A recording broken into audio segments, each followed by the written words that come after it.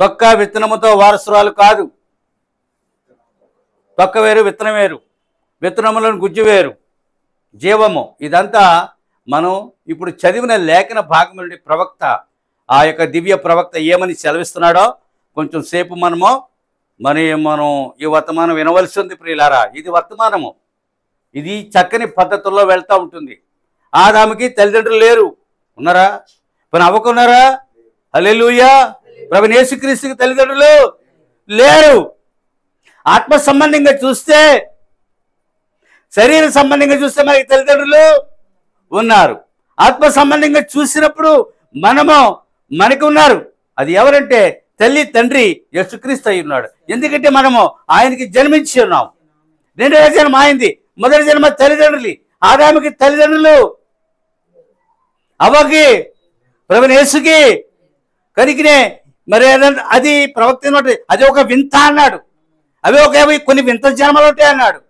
యేసుక్రీస్తు ఒక వింత జన్మ, ఆదామవల్ది. హల్లెలూయా. అందుకనే దేవుని పిల్లలు మాత్రమే వాక్యమును నమ్మగలరు, మరి ఎవరునూ దీనిని నమ్మలేరు. మరి అర్థమవుతుందా? హల్లెలూయా. కనుకనే ప్రియులారా, కడవరి దినములలో, ఈ చివరి దినములలో అంట తొలకరి వర్షము కడవరి వర్షము కలిపి కురుస్తుంది అన్నాడు. వర్షం ఎలా ఉంటుంది? ఒక ఋతువు ఉంది, వర్ష ఋతువు. తొలకరి వర్షాలు పడతాయి, అలాగే కడవరి వర్షం పడి ఆ పంటను పక్వమ్మనికి వచ్చేలా చేస్తుంది. ఋతువు అంతా కురవదు. ఇప్పుడు అర్థమైందా? ఋతువు అంతా, కానీ ఆ ఋతువులో వర్షం కురుస్తుంది. అది మొదట కురుస్తుంది, మధ్యలో కురుస్తుంది, చివరి కురుస్తుంది. అందుకనే తొలకరి వర్షము కడవరి వర్షము కలిపి కురుస్తున్నాయి అన్నాడు. పాత కొత్త నిబంధన కలిసి కురుస్తున్నాయి. ఆకాశం నుండి మన్నా కురిసింది వాళ్ళకి. ప్రభువైన యేసుక్రీస్తు మన నిమిత్తము పరిశుద్ధాత్మను కురిపించాడు. తానే ఒక దినమున భూమి మీదకి కురిశాడు. ఇప్పుడు అర్థమైందా? కడవరి వర్షము తొలకరి వర్షము కలిపి వస్తున్న దినము. అందుకనే వర్తమానం ఇంత బాగుంటుంది, ఇంకెక్కడ వర్తమానం బాగుంటుందండి. దేవుడిని దీవుతాడు, ఆశ ఏమిస్తాడు. కానీ అటువంటి బోధల వల్ల ఆత్మ నశించిపోతుంది. అర్థమవుతుందా? వారసత్వం గురించి మాట్లాడుతూ ఉన్నాడు. ఒకరు శరీర సంబంధమైన సంతానం, వేరొకరు వాగ్దాన సంబంధమైన సంతానం. హల్లెలూయా. కనుకనే ప్రియులారా, పౌలు అబ్రాహాము యొక్క ఇద్దరు కుమారుల గురించి మాట్లాడుచున్నాడు. ఎవరి గురించి? అబ్రాహాము యొక్క ఇద్దరు కుమారుడు, తండ్రి ఒకడే, తల్లిద్దరు. ఆ ఇద్దరు తల్లులకి పుట్టిన ఇద్దరు కుమారుల గురించి పౌలు మాట్లాడుతూ ఉన్నాడు. ఒకరు ఆత్మ సంబంధి, ఒకరు శరీర సంబంధి, ఒకరు వాగ్దాన సంబంధి, మరొకరు తప్పు పద్ధతిలో జన్మించిన సంబంధి అన్నాడు. ఇప్పుడు పిల్లలు పుట్టబోతే మరొక మనిషిని మీరు పెళ్లి చేసుకుని కనండి అని చెప్పిన తప్పుడు సలహా ఇచ్చింది శారా. హల్లెలూయా. ఇద్దరు కూడా ఏమైనారు? విత్తనములు అయి ఉన్నారట. ఇద్దరు ఏమైనారు? విత్తనములు అయి ఉన్నారు. ఒకరు శారా ద్వారా పుట్టినవాడు, మరొకడు హాగరు ద్వారా పుట్టినవాడు. ఒకరు ఎవరి ద్వారా పుట్టాడు? శారా ద్వారా పుట్టాడు, మరొకరు హాగరు ద్వారా పుట్టాడు. ఇప్పుడు 3 సంతానాలు భూమి మీద ఉన్నాయి. యూదులు, అన్యజనులు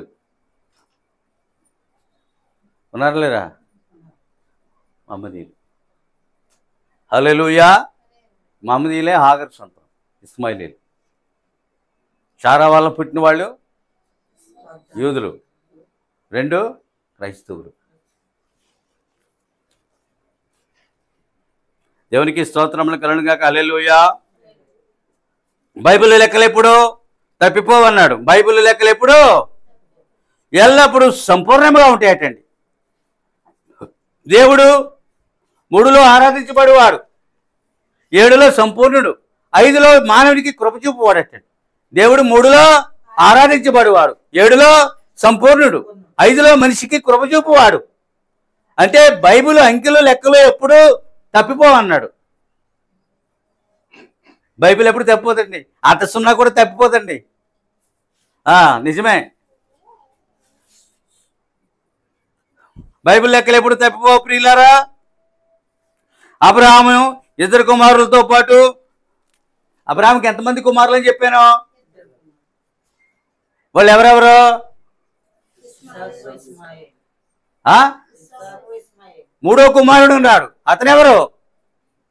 మూడో కుమారుడు ఉన్నాడు, అతనెవరు? అతని ప్రభువు యేసుక్రీస్తు. అబ్రాహాము మూడో కుమారుడు ఎవరు? యేసుక్రీస్తు అని చెప్పాడు ప్రవక్త. అవును, అబ్రాహాము యొక్క సంతానము క్రీస్తు. అబ్రాహాము యొక్క సంతానమే వధువు. అబ్రాహాము యొక్క సంతానమే యూదులు. ఇప్పుడు అర్థమైందా? అంటే అబ్రాహాము సంతానం అనగా రక్షించబడిన ప్రతివారు. అక్కడ యూదులు రక్షించబడ్డారు, అర్థమైందా? యూదులు మరలా రక్షించబడబోతున్నారు, అర్థమైందా? తర్వాత అన్యజనులుగా మనం రక్షించబడబోతున్నాం, అర్థమైందా? హల్లెలూయా. అందువల్ల యేసుక్రీస్తు కూడా అబ్రాహాము కుమారుడే. అతడు మూడవ కుమారుడు. యేసుక్రీస్తు ఎవరో? ఖచ్చితంగానండి. వాళ్ళ లేఖనం ఎప్పుడు కూడా అంత బాగుంటుంది. ఈయన దేవుడు మనకి ఫాలోవర్స్ ఇచ్చాడు. దేవుని స్తోత్రములు కలుగును గాక. హల్లెలూయా. కనుకనే అతడు యేసు. కానీ ఇది వింతైనది అన్నాడు. ఇందాకే ఒక వింత కూడా చెప్పాను. ఇది కూడా అబ్రాహాము కుమారుడైన యేసు, ఇది కూడా వింతే. ఇది ఎలాంటిది? ఆదాముకి ఆవకే తల్లిదండ్రులు లేనట్టు వింత కాదా? దేవుడికి తల్లిదండ్రులు లేని వింత కాదా? దేవుడే మానవుడే దేవునికి తండ్రి అంటే వింత కాదా? సరిగా అర్థం చేసుకోండి. కొంచెం సేపే, నేను ఎంతసేపు ఉంచను. ఎంతవరకు ఈ ఆత్మ ప్రేరణ ఉంటుందో అంతవరకు వెళ్తుంది, తర్వాత దాన్ని ఆపేస్తాం మేము. దేవునికి స్తోత్రములు కలుగును గాక. హల్లెలూయా.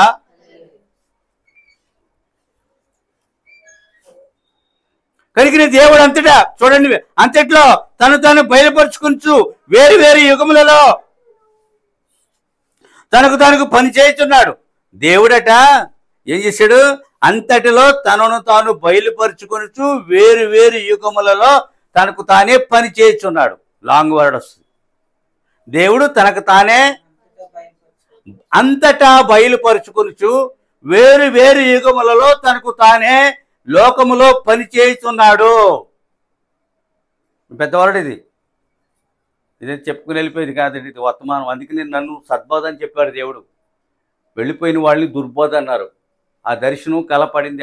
ఈ జన్మకు ధన్యుని అయ్యాను అనిపించింది నాకు. అందుకే నేను చాలా ఒళ్ళు దగ్గర పెట్టుకుని వర్తమానం తీసుకుంటానండి నేను. అర్థమవుతుందా? తప్పు చెప్పకూడదు, అబద్ధమో చెప్పకూడదు. తెలియంది హల్లెలూయా అర్థం చేసుకుని జీవించి అభిషేకములకు వచ్చిన తర్వాత బోధించాలి. అప్పుడు ఇది మీలో కొంతైనా ఫలిస్తుంది.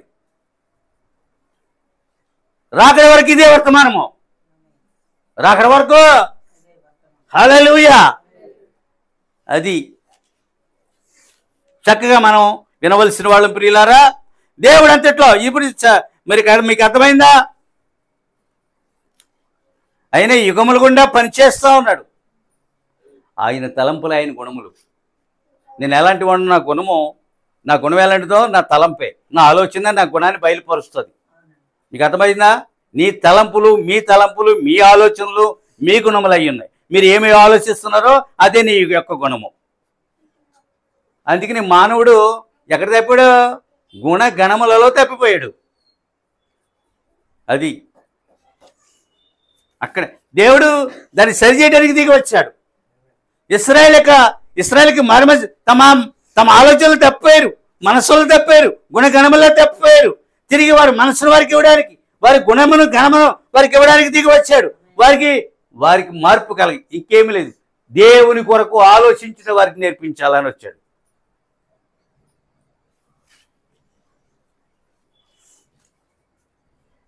ఇక్కడ వాగ్దాన విత్తనము ప్రారంభమవుతున్నది. వాగ్దాన విత్తనము మొదటిది శారా. మొదటిది ఎవరు? శారా పుట్టిన వాళ్ళు చెప్పారు. ఇప్పుడు మీరు ఎవరు పుట్టారు? శారాకి ఇస్సాకు జన్మించాడు. ఇస్సాకు ఎవరు? వాగ్దాన పుత్రుడు. దేవుడే వృద్ధాప్యంలో అబ్రాహాము శారాకి వాగ్దానం చేశాడు. అందువల్ల ఎవరు పుట్టారు? ఇస్సాకు జన్మించాడు. దేవునికి స్తోత్రములు కలుగును గాక. హల్లెలూయా. అతని జన్మ కూడా వింతైందే. నిండు వృద్ధాప్యంలో పుట్టినవాడు అతను. ఇప్పుడు చూద్దాం ప్రియులారా. ఇప్పుడు ఇక్కడ వాగ్దాన విత్తనం ప్రారంభిస్తుంది. శారా ఆఖరికి జన్మించబోనటువంటి కుమారుని ద్వారా వాగ్దాన విత్తనములు ఏమీ లేదు. ఇది ఎలా చెప్తానంటే, శారా ఏమనుకుందంటే హాగరు ద్వారా ఒక బిడ్డ పుడితే ఆ బిడ్డే వాగ్దాన విత్తనం అయ్యి మొత్తం ఆస్తికి వారసుడు అవుతాడని అనుకుని ఆమె శారాని అబ్రాహాముకి సిఫారసు చేసిందని అనుకోవాలి మనం. ఇప్పుడు అర్థమైందా? నాకు ఎలాగ పుట్టరు, ఆయన పుట్టే అవకాశం ఉంది మరొక స్త్రీ ద్వారా. ఇప్పుడు అర్థమవుతుందా? దాసి ద్వారా. ఇప్పుడు ఏమవుతుంది? అది తప్పు అన్నాడు ప్రవక్త. హాగరు ద్వారా వచ్చు హాగరు ద్వారా వచ్చి విత్తనమా తప్పు. అర్థమవుతుందండి? అంటే శారా ఆలోచన తప్పు. వాగ్దాన సంతానం ఎవరి ద్వారా రావాలి? రాజ సంతానం ఎవరి ద్వారా రావాలి? కాదు, ఇస్సాకు ద్వారా రావాలి. శారా ద్వారానే. శారా ఇస్సాకుని కన్నా, ఇస్సాకు యాకోబుని కన్నాడు, యాకోబు గోత్రకర్తలు కన్నాడు. అంటే రాజ సంతానములకు ఇస్సాకే ద్వారా రావాలి. అయితే అతను ఇస్మాయిల్ ద్వారా, హాగరు ద్వారా. హల్లెలూయా. అందుకని వాగ్దాన విత్తనము ఇస్సాకై ఉన్నాడు. అర్థమవుతుందా? జాగ్రత్తగా ఉన్నాడు. మరి ఈ మతపరమైన విషయాలండి అన్నీ కూడా, ఇది బయట ప్రపంచానికి వెళ్తుంది. దేవునికి స్తోత్రములు కలుగునుగాక. హల్లెలూయా. కనుకనే ప్రియులారా, అది తప్పు. పుట్టినవాడు ఎవరో? ఒకరు శరీర సంబంధి అన్నాడు, ఒకడు ఆత్మ సంబంధి, ఒకడు శరీర, మరొకడు వాగ్దాన సంబంధి. అందువల్ల రెండు విత్తనములు. ఇప్పుడు భూమి మీద అదే ఉందండి. భూమి మీద లేదా? మాట్లాడరే. హల్లెలూయా. కనుకనే ప్రియులారా, ఇస్మాయిలుడు అబ్రహాము శారాలకు పుట్టిన వారి ద్వారా. ఇప్పుడు ఏమంటున్నాడు మళ్ళీ ప్రవక్త? అబ్రహాముకి శారాలకి పుట్టిన వారి ద్వారా లోకము దీవించబడుతుంది అన్నాడు. ఎవరి ద్వారా దీవించబడుతుంది? ఇప్పుడు ఒక విషయం చెప్తాను. అబ్రహాం శారాలకు ఎవరు పుట్టారు? ఇస్సాకు ఎవరు పుట్టారు? యాకోబుకి ఎవరు పుట్టారు? ఆ గోత్రంలో యోధా గోత్రం ఉందా లేదా? యోధా గోత్రంలో ఎవరు పుట్టారు? యేసుక్రీస్తు ద్వారా ఈ లోకము దీవించబడుతుంది. చాలా అద్భుతం. ప్రతి వర్తమానం అద్భుతమే. నేను రికార్డ్ అయిన తర్వాత మళ్ళీ వింటానండి. ఇతర చెత్తంతా రోత నేను వినండి. రోత విన్నప్పుడు ఇతర విషయాలు దృశ్యాలు చూసినప్పుడు ఏం చేసి తెలుసండి? దేవుడు రోత చెప్పాడండి. కాళ్ళ కింద ఉంది, మంచం మీద ఉంది, చేతుల్లో ఉంది. ప్రభా నేను చూడను ఆ రోతలని చెప్పాను ఆయనతో. వర్తమానం చూసి పెట్టేస్తాను, మీకు అర్థం చేసుకోమని మనం వచ్చేస్తాం. దేవుని స్తోత్రములు కలుగునుగాక. హల్లెలూయా. చాలా మాట్లాడతారండి నాతో. ఆయన ఈమెతో చెప్పాను నేను. అంతటి అసహ్యకరమైంది అంటది, అంతటి. హల్లెలూయా. ఇప్పుడు అర్థమైందా? శారా ద్వారా శారాకు పుట్టిన వాని ద్వారా మాత్రమే లోకం ఒక యూదుడు కాదు, ప్రపంచమంతా ఎవరి ద్వారా దీవించబడుతుంది? అది ఆమెకి జన్మించాడు, అబ్రహాంకి జన్మించాడు. ఈ లెక్కన అబ్రహాం తాత అవుతాడా? ముత్తాత అవుతాడు. ఎవరికి? కానీ ఆ వరుసలు చెప్పలేదు. నిజంగా అబ్రహాము యేసుకి తండ్రి అట్టండి. అబ్రహాము చూసారా? మీకు ఎలా చెప్పాడు? అర్థమైందా? యేసుక్రీస్తు కూడా అబ్రహాము సంతానం అన్నమాట. యేసుక్రీస్తు కూడా ఈ లోకంలో ఉన్నప్పుడు యేసుప్రభు చాలా మందిని నువ్వు అబ్రహాం కుమారుడివే, నీవు అబ్రహాము కుమార్తెవే అన్నాడు. ఎప్పుడైతే మాట అన్నారో వాళ్ళు రక్షించబడతారు. అద్భుతమైన మాట. దేవునికి స్తోత్రములు కలుగుగాక. హల్లెలూయా. కలిగి ఎవరు దీవించబడ్డారు? లోకము. ఇప్పుడు చూద్దాం. ఇస్సాకు వాగ్దానం చేయబడిన స్వతంత్రుడు అయి ఉండటం వలన, ఇస్సాకు ఎవరంటే వాగ్దానం చేయబడిన ఇస్మాయిల్తో కలిసి జీవించుటకు అర్హత లేదు అన్నాడు. అర్హుడు కాదు. అర్థమైందా? పిల్లలుగా ఉండగానే దెబ్బలాడుకున్నారు. పెద్దవాడు చిన్నవాడిని కొట్టడం, చిన్నవాడు ఫిర్యాదు చేయడం. అక్కడ ఎంతో గందరగోళం ఏర్పడింది. ఎందుకంటే మా ఇద్దరు పిల్లలు చిన్నవాళ్ళు అండి, ఆడపిల్లలు, మా తమ్ముడి గారి పిల్లలు. వీళ్ళు ఆడపిల్లల కన్నా పెద్దోళ్ళు, ఆడపిల్లకి పడిది కదండి. కొద్ది రోజుల్లోనే అవి ఇచ్చేసాం, మేము చూడగలిగాం. ఆడపిల్లలు వాళ్ళ అమ్మకి ఫిర్యాదు చేసేవారు. నాడు వెళ్ళిపోదాం, ఇక్కడ ఉండనేవారు అనేది. అలా ఉంటాయండి. మీకు ఎప్పుడైనా అంతే. ఎక్కడో కానీ ఆ ఐక్యత రాదు. దేవునికి స్తోత్రములు కలుగుగాక. హల్లెలూయా. ఇరువురు పిల్లలకి ఏముంది? కడుపులోనే వైరం ఉన్న వాళ్ళు ఇద్దరు ఉన్నారు. ఏసావు వాళ్ళు ఎక్కడ పోట్లాడుతున్నారు? వాళ్ళు తల్లి గర్భంలో పోట్లాడుతున్నారు. వాళ్ళు వైరం చూడండి ఎలా ఉందో. ఇప్పుడు చూద్దాం. వారసత్వం కొరకు దేవుని యొక్క ప్రణాళిక వేరుగా ఉంది. వారసత్వం కొరకు దేవుని యొక్క ప్రణాళిక వేరుగా ఉన్నట్టండి. వారసత్వపు ఆస్తి విలువైనది. బహుమతి విలువైనదా? ఆస్తి విలువైనదా? అందుకని వారసత్వపు ఆస్తి కొరకు దేవుని యొక్క ప్రణాళిక వేరుగా ఉంది. You have separate God have separate plan ఉంది దానికి. అర్థమవుతుందా? ఒక ప్రణాళిక ఉందట ఏకంగానే దేవునికి ఉంది. అబ్రాహాము ఆస్తి, అసలు అబ్రాహాము ఎంత ఏమన్నాడు తెలుసా? ప్రార్థన చేస్తున్నాడు ఒక చోట, దేవా నాకు పిల్లలు లేరు, దమస్కు వాడైన ఎలియాజర్కి ఈ ఆస్తి వెళ్ళిపోతుంది అన్నాడు. ఒకసారి ఏ ప్రార్థన ఏమంటున్నాడు? దమస్కు వాడైన ఎలియాజర్కి ఈ ఆస్తికి వారసుడు అవుతాడు, మేము ముసలోళ్ళు అయిపోయామని ఒకసారి ప్రార్థన చేశాడు. ఎందుకో మరి అక్కడ. కానీ ఎలియాజర్కి అయిందా? ఇస్మాయిల్కి అయిందా? హల్లెలూయా.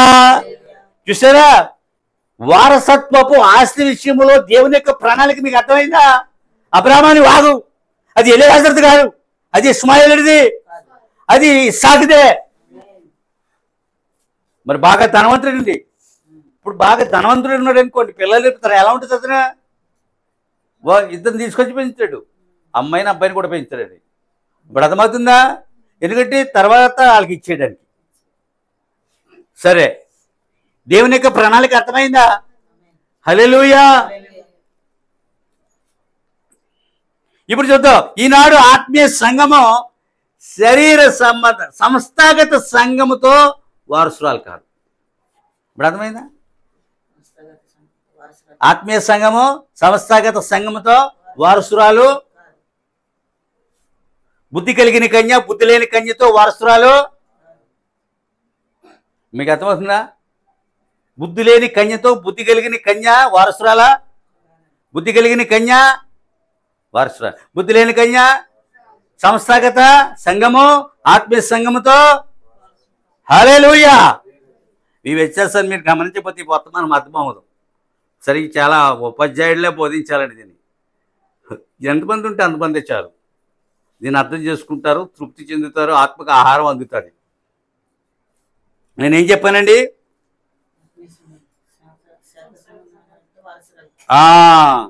ఆత్మీయులు శరీర సంబంధులు వారసులు కారు, వారసులుగా ఉండలేరు. శరీర సంబంధులు ఆత్మ సంబంధులు వారసులుగా ఉంటారా?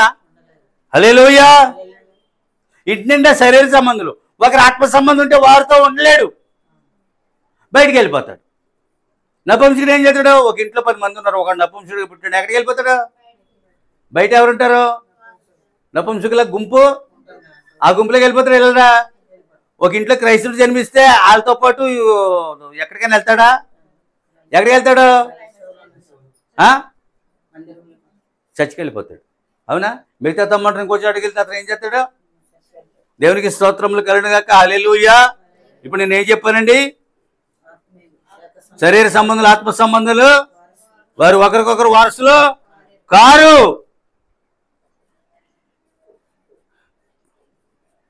దేవుని ఆత్మ ఆదాము ఆత్మయే అన్నాడు.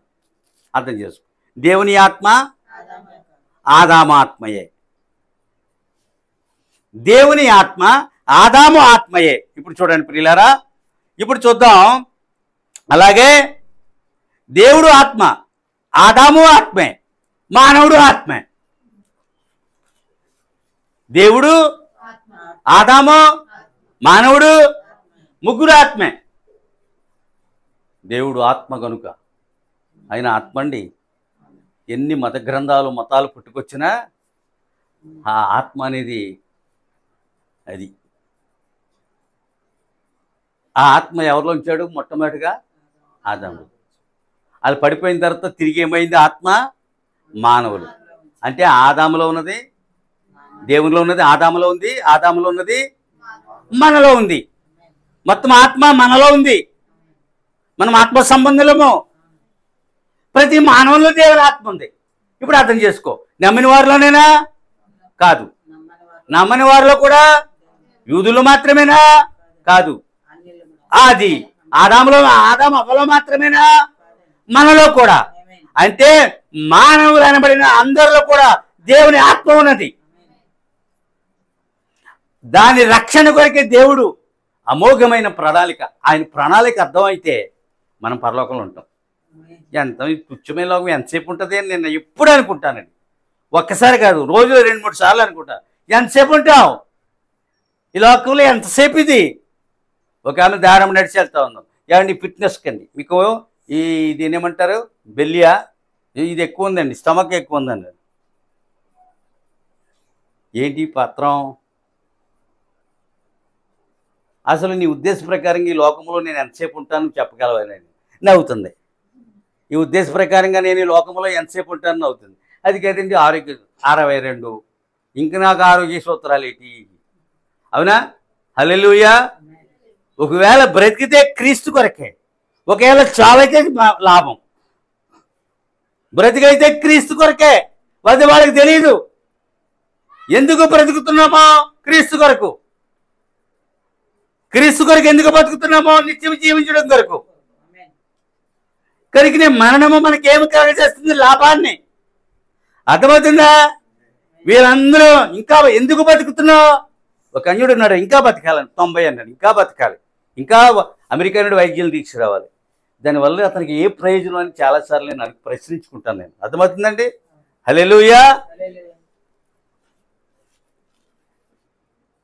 కనుకనే ఇక్కడ ఏం చెప్పబడింది ప్రియులారా?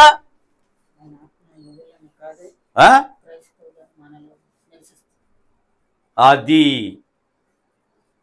ఇప్పుడు మనలో నివసిస్తుంది.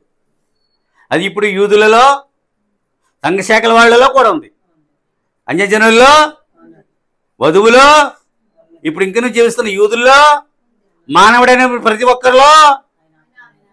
దాన్ని రక్షించుకున్నట్టుగా యేసుక్రీస్తు లోకానికి దిగి వచ్చాడు.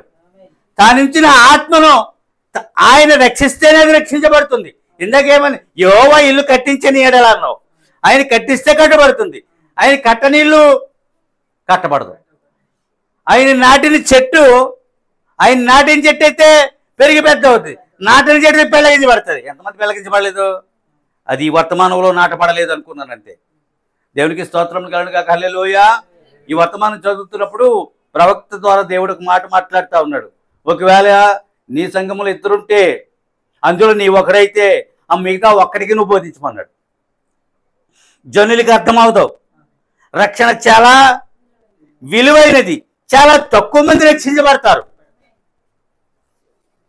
ప్రలోభముతో కూడిన, ఆకర్షణ శక్తితో కూడినది లోకము.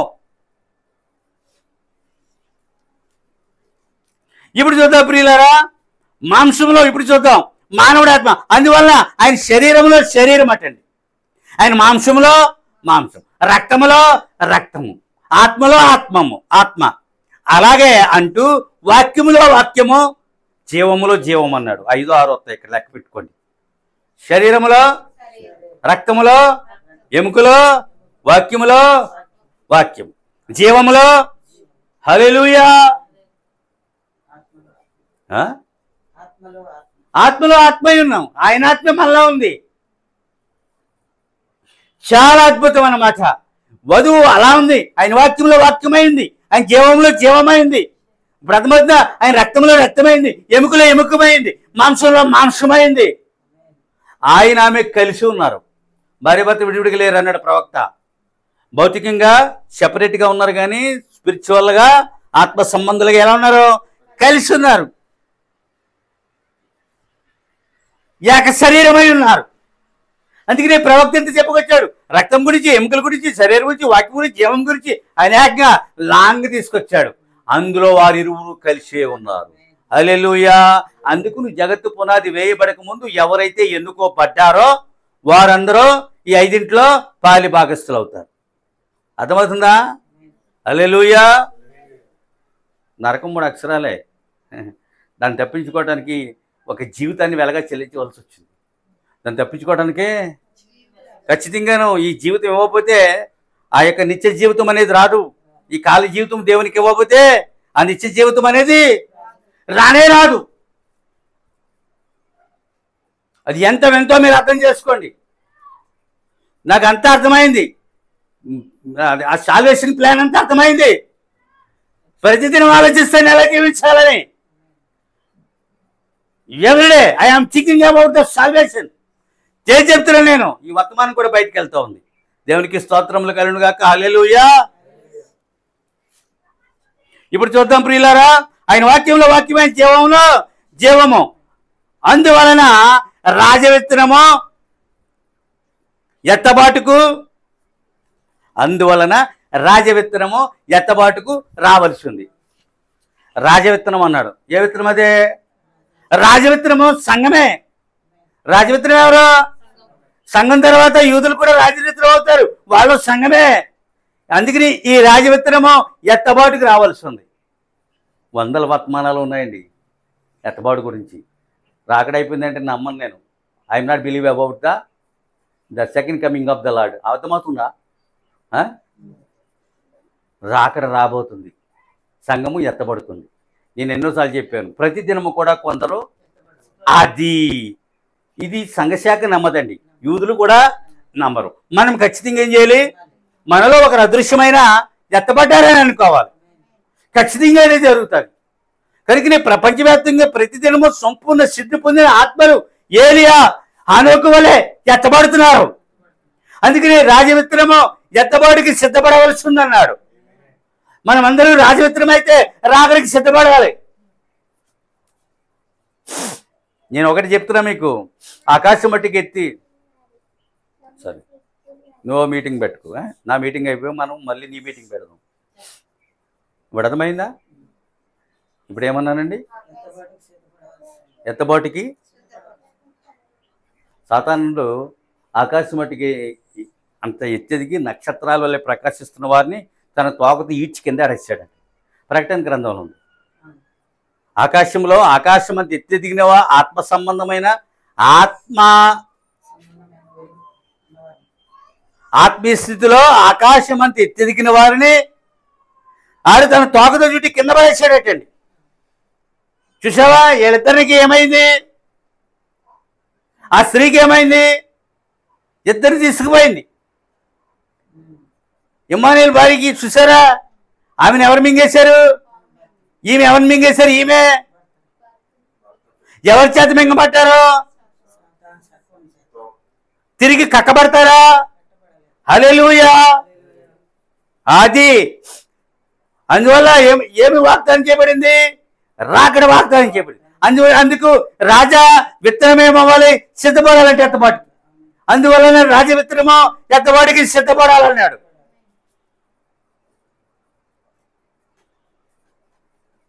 మామూలు విషయాలు కానే కావు. అందుకని ఆదివారం అనుకున్న విలువ దేనికి లేదు. ఆదివారం దేవుడు సంఘముతో మాట్లాడతాడు. ఆదివారం సంఘము దేవుడిని ఆరాధిస్తాడు. అందువల్ల దేవుడు కృతజ్ఞతగా సంఘంతో నువ్వు ఆరాధిస్తేనే దేవుడు నీతో మాట్లాడతాడు. నువ్వు దేవుడిని ఆరాధించడానికి రావాలి. అప్పుడు దేవుడు తన ప్రేమ కలిగి నీతో మాట్లాడతాడు. దేవుడు మాట్లాడితేనే మనం బతుకుతాము. అందువల్ల రాజవిత్తనము ఎత్తబాటికి రావాల్సి ఉన్నది. ముందుగా నిర్ణయించబడిన అబ్రాహాము యొక్క సంతానమునకు శిక్ష లేదు అన్నాడు. ముందుగా నిర్ణయించబడిన అబ్రాహాము యొక్క సంతానముకి ఏం లేదు? శిక్ష లేదు. వాళ్ళకి పనిష్మెంట్ లేదు. వారు శిక్షణ దాటి తీర్పు దాటి వెళ్ళిపోయారు. ఎందుకంటే తమ శిక్ష క్రీస్తు భరించాడు. వారి పాపపు వెలను క్రీస్తు చెల్లించాడు. మన యొక్క రుణమును క్రీస్తు చెల్లించాడు.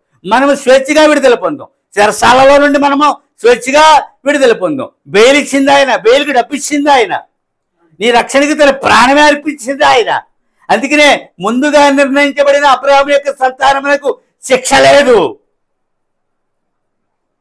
అందుకని దాన్ని ప్రెడిస్టినేటెడ్ సీడ్ అన్నారు. ముందు నిర్ణయపు విత్తనములు. ఏ సీడ్ అది? ప్రెడిస్టినేటెడ్ సీడ్ అన్నారు. ఎంత అద్భుతమైన వర్తమానం. కొంచెం సేపు ఇందాం. దేవునికి స్తోత్రములు కలుగును గాక. హల్లెలూయా. కనుకనే ప్రియులారా, నా గొర్రెలు, నా ఎద్దులు, నా గాడిదలు, నా ఒంటెలు, నా వధువు నా స్వరము వింటాయి. ఏమన్నాడు? నా గొర్రెలు నా ఎద్దులు నా ఒంటెలు నా గాడిదలు నా పక్షిరాజులు నా స్వరమే ఉంటాయి అన్నాడు. అక్కడ ఒక్కటే పలికాడు దేవుడు, నా గొర్రెలు నా స్వర. తర్వాత మరి ఒంటలు ఏం చేస్తావు? ఎడ్లు ఏం చేస్తావు? గాడిదలు ఏం చేస్తావు? పక్షిరాజులు ఏం చేస్తావు? దేవునికి స్తోత్రములు కలుగుగాక, హల్లెలూయా. అవి దేవుని స్వరమును వింటాయి. కొందరు ఒంట్ల వల్ల ఉంటారు, వారు విశ్వాసులు. కొందరు ఎద్దుల వల్ల ఉంటారు, వారు చక్కని సువార్థికులు, కాపర్లు. కొందరు గాడిదల వల్ల ఉంటారు, ఆత్మ సంబంధమైన బరువులు మోస్తారు. కొందరు గొర్రెల వల్ల ఉంటారు, అనేక రీతులుగా వారు ఉంటారు. కొందరు పక్షిరాజుల వల్ల ఉంటారు. ఆయన స్వరము ఈ 5 అంటే. మిగతా అంటే కాకింటదా? నువ్వు వినాలమ్మా కాకి అంటే వింటదా? కాకి గొప్పదా నెమలి గొప్పదా అంటే అడిగారు.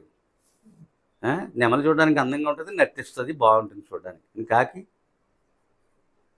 కాకి గోలంటారా, నెమలి గోలంటారా? కాకి లెక్కలు అంటారా, నెమలి లెక్కలు అంటారా?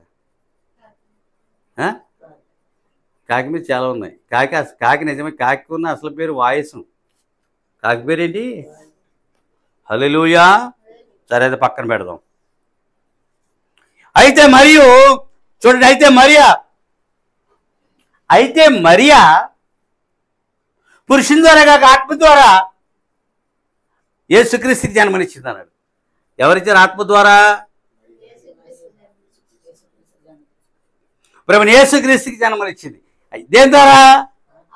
ఆత్మ ద్వారా.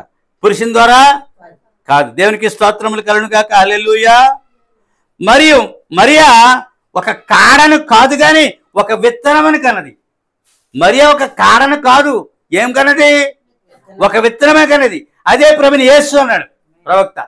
ఆ విత్తనమే యేసు. విత్తనం ఎవరండి? కాడను కందా? ఏదైనా చిన్న రెల్లుని కందా? ఎవరిని కందే? హల్లెలూయా. కనికిరే ప్రియులారా, మనలో ఉన్నది యూదుల రక్తము కాదన్నాడు. మనలో ఉన్నదే అన్యుల రక్తము. అది సరాసరి దేవుని రక్తమటండి. మనలో ఉన్నది ఎవరి రక్తమా? యేసుక్రీస్తులో రక్తం ఎవరిది? దేవుంది. అతను రక్తం ఎవరిది? ఆయనలో జన్మించిన మనలో ఉన్న రక్తం ఎవరిది? దేవుంది. ఇప్పుడు ఇది అన్యుల రక్తమా, యూదుల రక్తమా? ఆమేన్, హల్లెలూయా.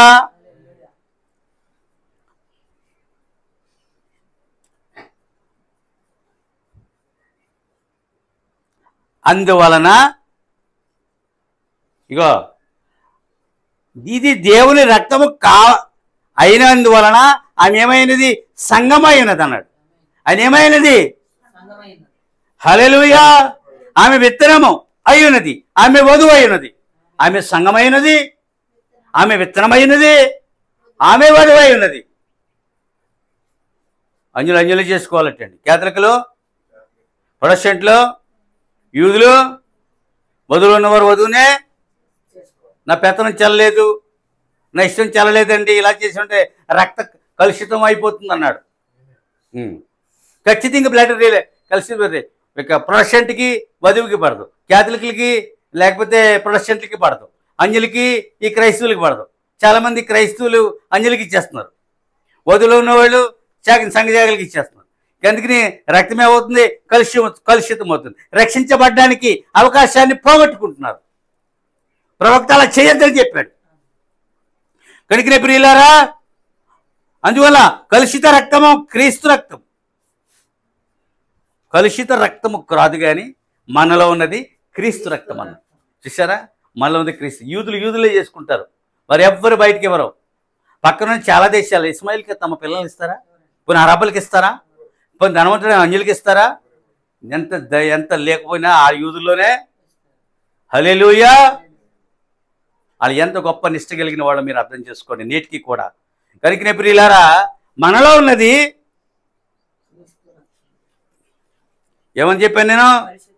అది మనలో ఉన్నది కలుషిత రక్తము కాదు కానీ అది ఏమన్నది? క్రీస్తు రక్తము. ప్రవక్తలు దేవుని వాక్యం మోయు సాధనములటండి. ప్రవక్తలు దేవుని వాక్యాన్ని మోసుకుపోతారట. రాత్రి ఒక కల వచ్చింది. ఒక చెట్టు మీద దెయ్యం ఉంది, అది దానివల్ల భయపడుతూ నేను యేసుప్రభు మొరపెడతాను, ప్రభువా నీ ప్రవక్తలను నీ అపస్తులను పంపు అని బిగ్గరగా కేకలు పెడుతున్నాను. ఆయన ఏనాడో ప్రవక్తలనే పంపించి ఏనాడో అపస్తులనే పంపించేశాడు. ఆయన ఏనాడో వచ్చి వెళ్ళిపోయాడు. ఆయన ఆత్మ ఎప్పుడో మన మధ్యకి పంపించబడింది. ఇప్పుడు వారు వచ్చిందని రక్షించడం కాదు, నాకు నేనుగానే ఆయన ఆత్మ చేత దాన్ని ఎదిరించి ఓడించాలి. ఇప్పుడు అర్థమైందా? హల్లెలూయా. అది అప్పుడు ఇక్కడ కూర్చుని ప్రార్థన చేస్తే నాకు ఆ విషయం తేట తెల్లమైంది. ఇప్పుడు అర్థమైందా? నా కోసం ప్రవక్తలు వస్తారా, లేకపోతే విలే మేరం రామగారు వస్తారా, అపొస్తలుడైన పౌలు వస్తాడా, పౌరులైన యేసుగారు వస్తారా? లేదంటే చెప్పబడింది నువ్వు ప్రార్థించు, నీకు నువ్వుగా లేదు వెళ్ళు, ఎందుకంటే నీలో ఉన్న ఆత్మే ఆ దెయ్యపు శక్తిని ఓడిస్తుంది. నేను గట్టిగా అండి ఎన్నిసార్లనో నాకే తెలియదు. నీ ప్రవక్తలను నీ అపొస్తలులను ప్రభువా నా కొరకు పంపించు. సరే, అది దాని పక్కన పెడదాం. మనము దేవుని యొక్క రక్తం ద్వారా రక్షించబడి ఉన్నాం. ఇప్పుడు అది క్రీస్తు రక్తం అయితే ఏమవుతున్నావు? నీవు దేవుని ద్వారా నీవు రక్షించబడుతూ ఉన్నావు. మరియమ్మ దేవుని విత్తనము మోయు సాధనం. మరియమ్మ ఎవరో? ప్రవక్తలు అపొస్తలులు ఎవరో? దేవుని వాక్యమును మోసుకెళ్ళు వాక్య సాధనములు. మరియమ్మ ఎవరో? దేవుని విత్తనము మోయు సాధనం. ఇప్పుడు అలాగే ఈ రెండు పక్కన పెడదాం. మనం ఎవరమో? కలుషిత రక్తం ద్వారా జన్మించని వారమో, పైగా ఇది క్రీస్తు రక్తం అని చెప్పారు. దేవునికి స్తోత్రములు కలుగును గాక. హల్లెలూయా. ఇప్పుడు చూద్దాం ప్రియులారా, మనము దేవుని యొక్క రక్తము ద్వారా రక్షించబడ్డాం. ఎవరి రక్తమా? పశువుల యొక్క రక్తమా? దేవదూతల యొక్క రక్తమా? పక్షుల యొక్క రక్తమా? ఎవరి రక్తం ద్వారా? దేవుని యొక్క రక్తం ద్వారా రక్షించబడి ఉన్నాము. చూడండి, ఒక విత్తనం నువ్వు వేసినప్పుడు తీక్షణమైన ఎండ ఆ విత్తనాన్ని పగిలేలా చేస్తుంది. తీక్షణమైన ఎండ అక్కడ ఒక మంచి భూమి ఉన్నట్లయితే ఆ విత్తనం అక్కడ అంకురిస్తుంది. జర్మనైజ్డ్ అన్నారు ఇంగ్లీష్లో. ఏమన్నారు? అంకురం అంటే ఏంటి? అంతే. అక్కడ ఏం చేస్తుంది? అది అంకురిస్తుంది. అది మంచి భూమి అయితే, అది మంచి విత్తనం అయితే, ఎండ దాని మీద పడినట్లయితే ఆ విత్తనం అక్కడ ఏం చేస్తుంది? అంకురిస్తుంది. చూడండి, ఒక చింతగింజ మొలవడం చాలాసార్లు చూస్తాను నేను. మా అమ్మ పండు పిల్ల పిసుకు అలా పడేసినప్పుడు అవి మొలిచాయి. అవి భూమి నుండి మొలిచేవి. అవి మొలిచినప్పుడు ఎలా మొలుస్తున్నది? తన జాతినే అది పుట్టిస్తుంది. అంతేనా? మంచి భూమి అయితే చూద్దాం ప్రియులారా.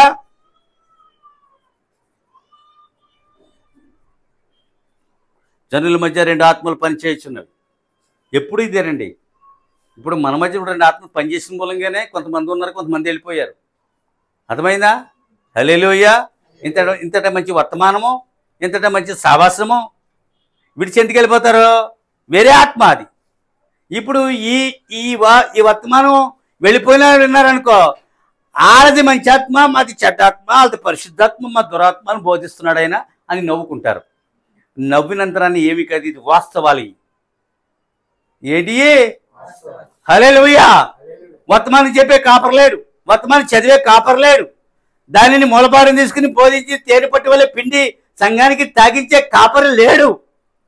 అందుకనే గొర్రెలు జబ్బు పడిపోతాయి. అప్పుడు ఆ గొర్రెల కాపరి ఆ తేనెను పన మీద పోసి జబ్బైన గొర్రెను ఆ తేనెని నాకిస్తున్నప్పుడు ఆ గొర్రె బాగుపడుతుంది అన్నాడు. అందుకని ఈ మకరందాన్ని సంఘానికి అందివ్వాలి. దేవుని చేత బొబ్బపడిన వర్తమానం ఇది.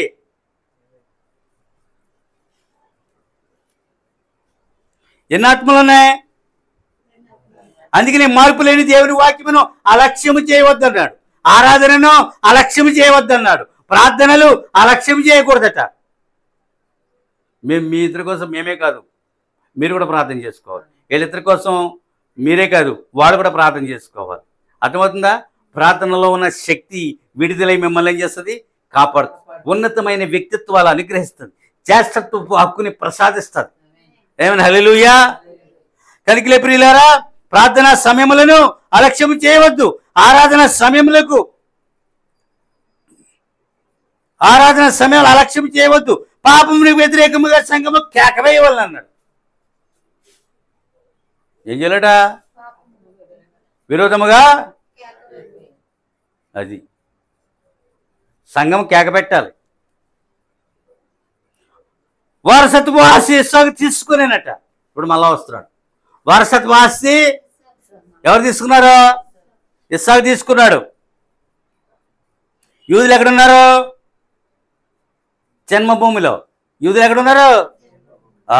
ఇస్మాయిల్ ఎక్కడున్నారు? లోకమంతా ఉన్నారు. ఇప్పుడు ఒక విషయం చూద్దాం. వధువు ఎక్కడుంది?